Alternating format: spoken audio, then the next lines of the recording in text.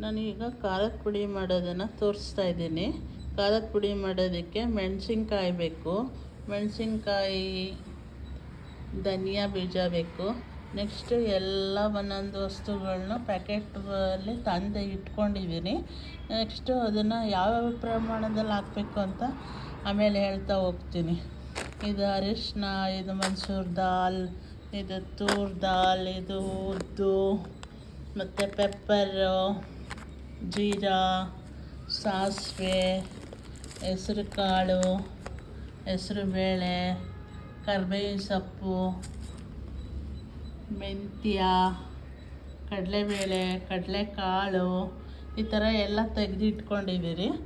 ನಾನು ಧನಿಯಾನ 1 kg ತೆಗೆದು ಇಟ್ಕೊಂಡಿದ್ದೀನಿ, ಮೆಣಸಿನ್ಕಾಯಿನ ಅರ್ಧ kg ತೆಗೆದು ಇಟ್ಕೊಂಡಿದ್ದೀನಿ. ಅದಕ್ಕೆ ಎಷ್ಟೆಷ್ಟು ಪ್ರಮಾಣದಲ್ಲಿ ಎಲ್ಲವನ್ನು ಹಾಕಬೇಕು ಅಂತೇಳಿ ತೋರಿಸ್ತಾ ಹೋಗ್ತೀನಿ ಉರಿತಾವ.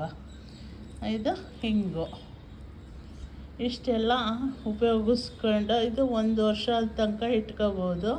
ಕರೆಕ್ಟ್ ಪ್ರಮಾಣದಲ್ಲಿ ಹುರಿಬೇಕು. ಒಂದು ಸ್ವಲ್ಪನೂ ಇದು ಸೀಸ್ಬಾರ್ದು, ಹದವಾಗಿ ಹುರಿದು ರೆಡಿ ಮಾಡಬೇಕು.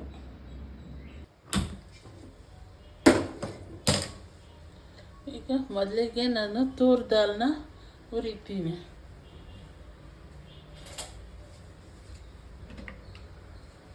ಅಂದರೆ ಎಲ್ಲ ಒಂದೇ ಪ್ರಮಾಣದಲ್ಲಿರಲ್ಲ, ಒಂದೊಂದು ಐಟಮು ಒಂದೊಂದು ವೇರಿಯೇಷನ್ ಆಗುತ್ತೆ. ಸ್ವಲ್ಪ ತೂರ್ ದಾಲ್ನ ಜಾಸ್ತಿ ಹಾಕ್ತೀನಿ.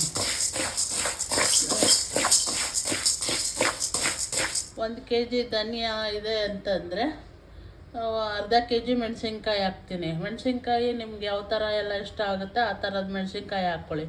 ಸ್ವಲ್ಪ ಖಾರ ಮೆಣಸಿನ್ಕಾಯಿ 1/4 kg ಇದ್ದರೆ ಬ್ಯಾಡಗಿ ಮೆಣಸಿನ್ಕಾಯಿ 1/4 kg ಹಾಕ್ಕೊಳ್ಳಿ. ಅಷ್ಟು ಪ್ರಮಾಣಕ್ಕೆ 1/4 kg ತೊಗರಿಬೇಳೆ ಹಾಕ್ಕೊಳ್ಳಿ. 1/4 kgಗಿಂತ ಸ್ವಲ್ಪ ಜಾಸ್ತಿ ಇರಬೇಕಾಗತ್ತೆ ತೊಗರಿಬೇಳೆ. ಇವಾಗ ಇದನ್ನು ನಾನು ಹುರಿತಾ ಇದ್ದೀನಿ. ಇವಾಗ ಎಲ್ಲ ಹದವಾಗಿ ಹುರಿಬೇಕು, ಸೀಸ್ಬಾರ್ದು. ಹೊಂಬಣ ಬರೋವರೆಗೆ ಹುರಿಬೇಕು. ಈ ಥರ ಹೊಂಬಣ್ಣ ಬರೋವರೆಗೆ ಹುರಿದು ನಾವು ರೆಡಿ ಮಾಡಿ ಇಟ್ಕೊಂಡು ಅಂದರೆ 1 ವರ್ಷ ಆದರೂ ಖಾರದ ಪುಡಿ ಕೆಡುವುದಿಲ್ಲ. ನೋಡಿ, ಈ ಥರ ಹದವಾಗಿ ಹುರಿಬೇಕು. ಈ ಥರ ತೊಗರಿಬೇಳೆನ. ಈಗ ಈ ಕಡಲೆಬೇಳೆನ ಹುರಿಯೋಕ್ಕೆ ಇಟ್ಟಿದ್ದೀನಿ. ಇವಾಗ ಕಡಲೆಬೇಳೆ ಎಷ್ಟಿದೆ ಅಂತಂದರೆ ಇದು 200 ಗ್ರಾಮ್ ಅಷ್ಟಿದೆ. ಯಾವುದು ಎಲ್ಲ ವೇರಿಯೇಷನ್ ಮಾಡ್ತೀನಿ, ಯಾಕೆಂದರೆ ಒಂದೇ ಥರ ಇರಲ್ಲ, ಟೇಸ್ಟ್ ಬೇರೆ ಬೇರೆ ಇರುತ್ತೆ. ಯಾವುದು ಹೆಚ್ಚು ಟೇಸ್ಟ್ ಕೊಡುತ್ತೆ ಅದು ಸ್ವಲ್ಪ ಜಾಸ್ತಿ ಹಾಕಿರ್ತೀನಿ. ನೀವು ಅದೇ ಥರ ಹಾಕ್ಕೊಳ್ಳಿ. ಇವಾಗ ಇದನ್ನು ಅಷ್ಟೇ ಲೋ ಫ್ಲೇಮಲ್ಲಿ ಅಂದರೆ ಮೀಡಿಯಮ್ ಫ್ಲೇಮಲ್ಲಿ ಇಟ್ಕೊಂಡು ಹೊಂಬಣ ಬರೋವರೆಗೆ ಹುರಿಬೇಕು. ಕಬ್ಬಿಣದ ಕಡಾಯಿ ಇದ್ದರೆ ಓಕೆ, ಅದರಲ್ಲಿ ಹುರಿಯೋದಕ್ಕೆ ಚೆನ್ನಾಗಿರುತ್ತೆ. ಈ ಥರ ಗಮ್ಮನ್ನವರೆಗೆ ಹುರಿದ್ರೆ ಅವಾಗ ಹಸುಸುಗಳು ಇರಲ್ಲ, ಚೆನ್ನಾಗಾಗುತ್ತೆ ಗಮ್ಮನ್ನಂಗೆ. ಈ ಥರ ಹುರಿಬೇಕು.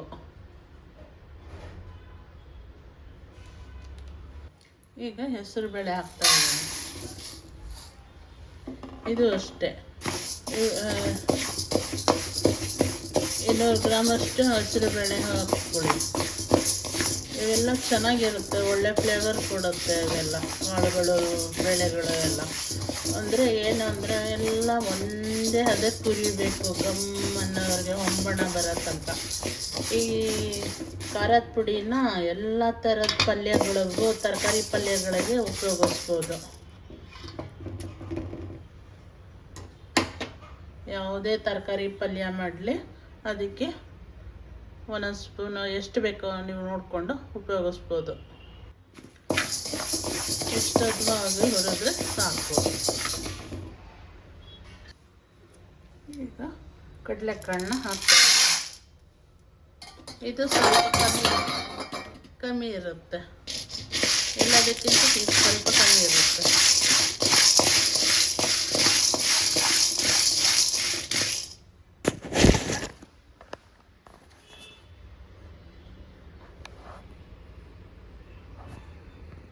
ನೋಡಿ, ಕಡಲೆಕಾಳನ್ನ ಈ ಥರ ಬಾಯಿ ಬಿಟ್ಕೊಳ್ಳೋವರೆಗೆ ಹುರಿದ್ರೆ ಸಾಕು. ಈಗ ತೂರ್ ದಾಲ್ ಹಾಕ್ತಾ ಇದ್ದೀನಿ. ಎಲ್ಲ ಥರದ ಬೇಳೆ ಕಾಳುಗಳನ್ನ ಹಾಕಿದ್ರೆ ಸಾರು ಚೆನ್ನಾಗಿರುತ್ತೆ, ಟೇಸ್ಟ್ ಚೆನ್ನಾಗಿ ಬರುತ್ತೆ. ಇದು ಅಷ್ಟೇ, ಗಮ್ಮನ್ನವರೆಗೆ ಒಂಬಣ್ಣ ಬರೋವರೆಗೆ ಹುರಿಬೇಕು. ನಮ್ಮ ಸಾರು ಏನಂದರೆ ತುಂಬ ಖಾರ ಬೇಕು ಅನ್ನೋರು ಸ್ವಲ್ಪ ಮೆಣಸಿನ್ಕಾಯಿ ಜಾಸ್ತಿ ಹಾಕ್ಕೊಳ್ಳಿ. ಇದು ಮೀಡಿಯಮ್ ಆಗಿರುತ್ತೆ, ಇದು ಖಾರ ಜಾಸ್ತಿ ಖಾರ ಇರಲ್ಲ.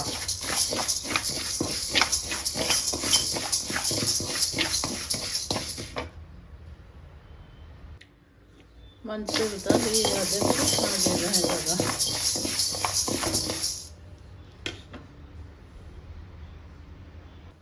ಇವಾಗ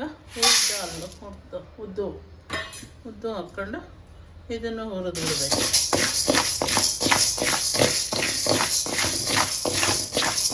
ಮೊದಲು ಎಲ್ಲ ಬೇಳೆ ಕಾಳುಗಳನ್ನ ಹುರಿದು ಬಿಡೋದು, ಲಾಸ್ಟಲ್ಲಿ ಧನಿಯಾ, ಆಮೇಲೆ ಮೆಣಸಿನ್ಕಾಯಿ. ಯಾಕೆಂದರೆ ಲಾಸ್ಟಲ್ಲಿ ಅದು ಘಾಟಾಗ್ಬಿಡುತ್ತಲ್ಲ ಮೆಣಸಿನ್ಕಾಯಿ, ಅದಕ್ಕೋಸ್ಕರ ಅದನ್ನು ಲಾಸ್ಟಲ್ಲಿ ಹುರಿಯೋದು.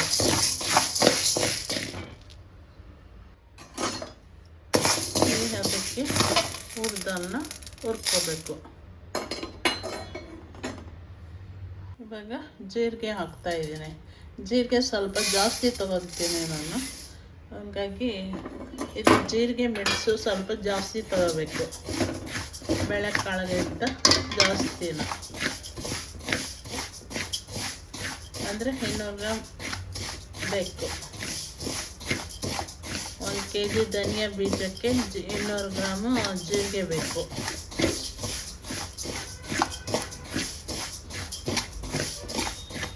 ಈ ಥರ ಹಾಕಿದ್ರೆ ಖಾರ ಪುಡಿ ಚೆನ್ನಾಗಿರುತ್ತೆ. ಇದನ್ನು ನಾವು ಪುಳಿಯೋಗರೆಗೂ ಕೂಡ ಉಪಯೋಗಿಸ್ಬೋದು, ಈ ಖಾರ ಪುಡಿನ.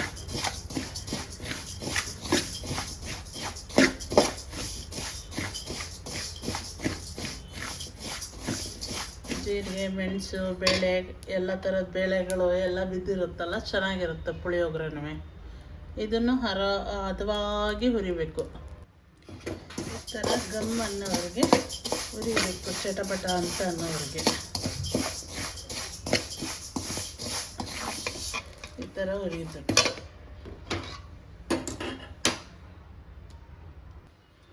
ಈಗ ಪೆಪ್ಪರು ಸ್ವಲ್ಪ ಕಮ್ಮಿ ಮಾಡ್ತೀನಿ, ಜೀರಿಗೆಗಿಂತ ಸ್ವಲ್ಪ ಕಮ್ಮಿ ಹಾಕ್ತೀನಿ. ಕಮ್ಮಿ ಇದ್ದರೆ 150 ಗ್ರಾಮ್, ಎಲ್ಲ 200 ಗ್ರಾಮ್ ತೊಗೊಂಡಿದ್ದೀನಿ. ಪೆಪ್ಪರ್ ಒಂದು ಸ್ವಲ್ಪ ಕಮ್ಮಿ 150 ಗ್ರಾಮ್ ಅಷ್ಟು ಹಾಕ್ತಾಯಿದ್ದೀನಿ. ಇದನ್ನು ಅಷ್ಟೇ ಗಮ್ಮನ್ನವರೆಗೂ ಹುರಿಬೇಕು, ಜಾಸ್ತಿ ಹುರಿದ್ರೆ ಸೀದೋಗ್ಬಿಡುತ್ತೆ.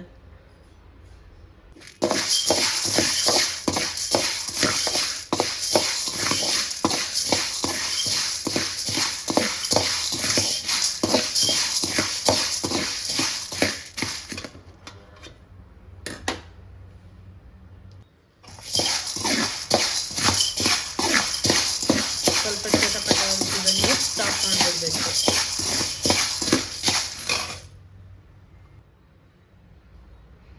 ಈಗ ಸಾಸಿವೆ ತೊಗೊಂಡಿದ್ದೀನಿ.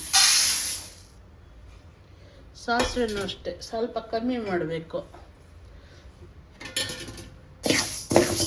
100 ಗ್ರಾಮ್, ಸ್ವಲ್ಪ 100 ಗ್ರಾಮ್ಗಿಂತ ಜಾಸ್ತಿ, 125 ಗ್ರಾಮ್ ಅಷ್ಟು ಸಾಸಿವೆ.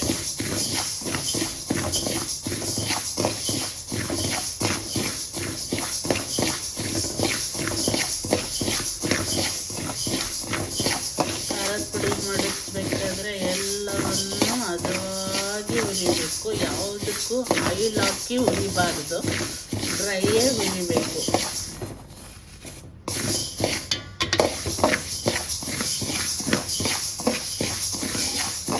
ಯಾವುದು ಸೀಸ್ಬಾರ್ದು.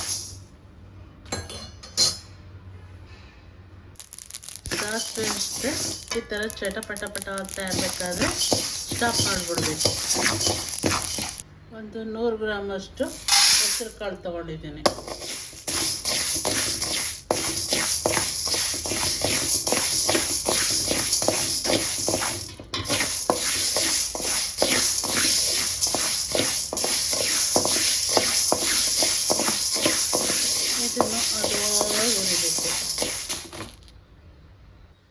ಹೆಸರು ಕಾಳು ಕೂಡ ಹದವಾಗಿ ಆಗಿದೆ. ಗಮ್ ಅಂತ ಸ್ಮೆಲ್ ಬರ್ತಿದೆ. ಇಷ್ಟು ಆದರೆ ಚೆನ್ನಾಗಿರುತ್ತೆ. ಈಗ ಮೆಂತ್ಯ ತೊಗೊಂಡಿದ್ದೀನಿ. ಮೆಂತ್ಯನ ಸ್ವಲ್ಪ ಕಮ್ಮಿ ತೊಗೋಬೇಕು, ಯಾಕೆಂದರೆ ಎಲ್ಲ ಕಾಳು ಬೇಳೆ ಥರ ತೊಗೋಬಾರ್ದು. ಒಂದು ಮುಷ್ಟಿ ಇದರಲ್ಲಿ ಹಿಡಿದು ಹಾಕಬೇಕು. 1 kg ಧನಿಯಕ್ಕೆ ಇಷ್ಟೆಲ್ಲ ಅಳತೆ ರೆಡಿ ಮಾಡಿ ಹಾಕ್ಕೋಬೇಕು. ಇದು ಅಷ್ಟೇ ಘಮ ಘಮ ಅಂತ ಚಟಪಟ ಘಮ ಘಮ ಅಂತ ಸ್ಮೆಲ್ ಬಂದು ಚಟಪಟ ಅನ್ನಬೇಕು. ಅಲ್ಲಿವರೆಗೆ ಹೋದರೆ ಸಾಕು.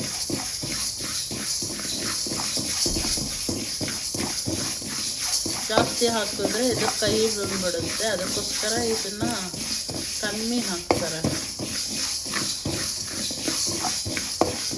ಎಲ್ಲ ಒಂಥರ ಕಲರ್ ಬರ್ತಾ ಇದೆ, ಬಣ್ಣಕ್ಕೆ ಬರ್ತಾ ಇದೆ, ಈಗ ಚಟಪಟ ಅಂತ ಇದೆ. ಈಗ ಸೂಪರ್ ಕಲರ್ ಒಂದಕ್ಕೆ ಬಂತು.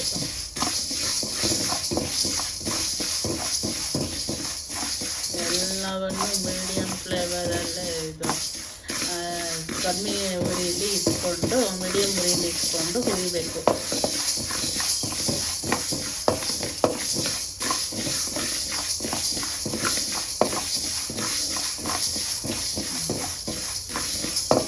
ಇದು ಇಷ್ಟಾದರೆ ಸಾಕು.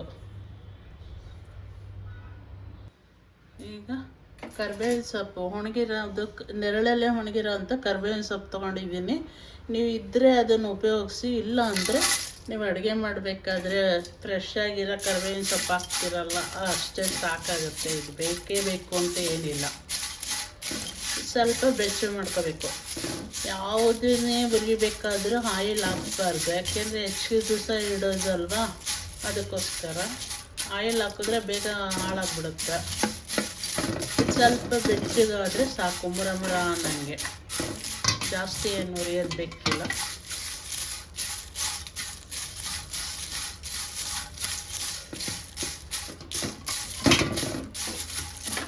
ಸಾಕು. ಇಷ್ಟ ಆದರೆ ಗಮ್ ಅಂತ ಸ್ಮೆಲ್ ಬರ್ತಿದೆ, ಇಷ್ಟ ಆದರೆ ಸಾಕು.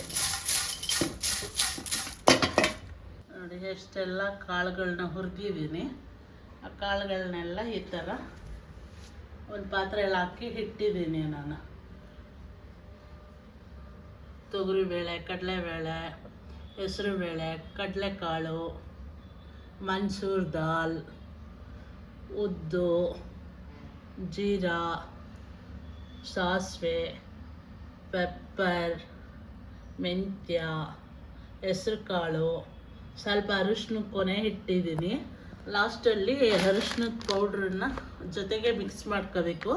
ಮತ್ತು ಹಿಂಗನ್ನ ಲಾಸ್ಟಲ್ಲಿ ಇದನ್ನು ಮಿಶ್ರಣ ಮಾಡಿಸ್ಕೊಬರ್ತೀವಲ್ಲ, ಆವಾಗ ಸ್ವಲ್ಪ ಹಾಕ್ಕೋತೀನಿ. ಇವಾಗ ಕರ್ಬೇವಿನ ಸೊಪ್ಪು ಹುರಿದಿದ್ದೀನಲ್ಲ, ಅದನ್ನು ಇದ್ರ ಜೊತೆಗೆ ಹಾಕ್ತೀನಿ. ಈಗ ನೆಕ್ಸ್ಟು ಧನಿಯಾ ಹುರಿಬೇಕು, ಮೆಣಸಿನ್ಕಾಯಿ ಹುರಿಬೇಕು. ಇವಾಗ ಎಲ್ಲ ಮಿಕ್ಸ್ ಮಾಡಿದ್ರೆ ಯಾವ ಥರ ಕಾಣಿಸುತ್ತೆ.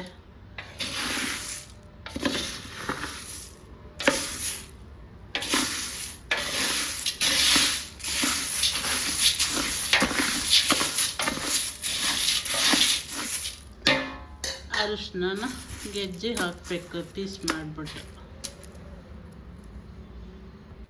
ಇವಾಗ ಧನಿಯಾ ಹುರಿಯೋಕ್ಕೆ ರೆಡಿ ಮಾಡಿದ್ದೀನಿ. ತುಂಬ ಏನು ಜಾಸ್ತಿ ಹುರಿಯೋಂಗಿಲ್ಲ, ಬೆಚ್ಚಗಾಗಂಗೆ ಹುರಿಬೇಕು.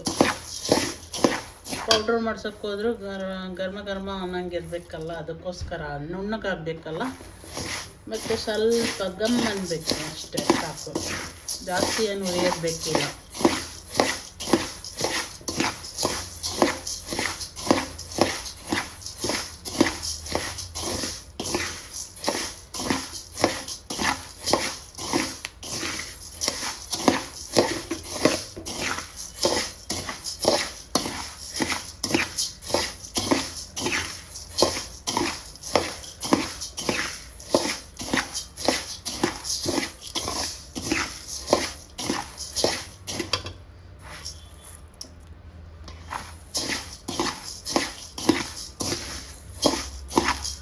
ಅದು ಬಿಸಿದ್ರೆ ಬಿಸಿಯಾಗಿರಬೇಕು, ಸುಡಬೇಕು.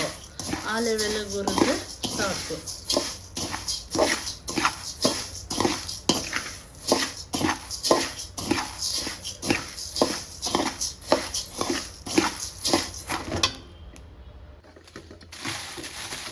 ಮೆಣಸಿನ್ಕಾಯನ್ನು ಕೂಡ ಸ್ವಲ್ಪ ಬಿಸಿ ಮಾಡಬೇಕು. ಮೊದಲೇ ಬಿಸಿಲಲ್ಲಿ ಒಣಗಿಸಿದ್ರೆ ಗರ್ಮ ಅಂತಿರುತ್ತೆ, ಮುರ ಅಂತಿರುತ್ತೆ.